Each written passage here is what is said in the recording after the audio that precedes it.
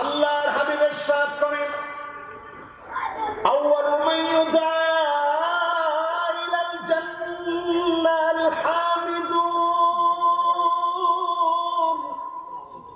আল্লাহ রাব্বুল আলামিন যেই গোলামদেরকে কিয়ামতের দিন, মুসিবতের দিন, যেদিন কেউ কারো কোনো কাজে আসবে না, যেদিন সবার কণ্ঠে শুধু শঙ্কার আতঙ্কের আওয়াজ, নবীরা পর্যন্ত ইয়া নাফসি বলবে, সেই দিন আল্লাহ রাব্বুল আলামিন বিচার ফয়সালার সময়ে কিছু গোলামদেরকে আল্লাহর জান্নাতের প্রথম কাতারের জন্য কবুল করে ফেলবে। বলেন আল্লাহু আকবার।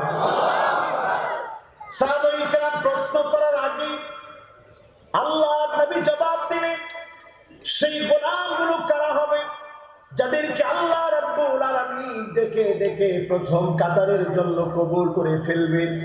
আল্লাহর হাবিব নিজেই জানায় দিলেন, আল হামিদুন, যে আল্লাহর গোলামেরা মালিকের প্রশংসা আদায় করেছে, ফিস সাররাই ওয়াদ দাররা, সুখেও মালিকের প্রশংসা আদায় করেছে, দুঃখেও মালিকের প্রশংসা আদায় করেছে, কষ্টেও মালিককে খুশি রেখেছে, আবার যখন সুখের দিন ছিল মালিককে খুশি রেখেছে। ওই গোলামকে আল্লাহ বলবে, গোলাম আয়, আজকে আমি আল্লাহ তোকে জান্নাতের প্রথম কাতারটাতে দাঁড় করাইয়া দিলাম। তাহলে দাঁড়াবেন কোন কাতারে? বলেন কোন কাতার? প্রথম কাতার। আমল কি ছোট না বড়? বেশি বড় না, কিন্তু ছোট ছোট আমল। আলহামদুলিল্লাহ বলবেন, সুখেও দুঃখেও। আমরা যখনই কষ্টে করে যাই, কেউ জিজ্ঞাসা করলে কেমন আছো, কি করি? কপালও ঠাডা পড়ছে, কি করছে? আবার কেউ জিজ্ঞাসা করলে কিরে কেমন আছো, নাক কাটতে রয়ে গেছে, কেমন আর থাকবো না। উত্তর কি এইটা?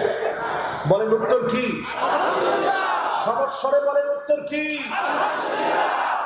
আল্লাহর যে গোলাম উত্তর দিবেন, জেলে থাকেন, জুলুম নির্যাতনে থাকেন, যে অবস্থায় থাকেন না কেন, আল্লাহর যে গোলাম বলবে আলহামদুলিল্লাহ, আল্লাহ আমাকে ভালো রেখেছে, ওই গোলামকে আল্লাহ রাব্বুল আলামিন ডেকে ডেকে জান্নাতের প্রথম কাতারে দাঁড় করায় দিবে। জোরে বলেন সুবহানাল্লাহ।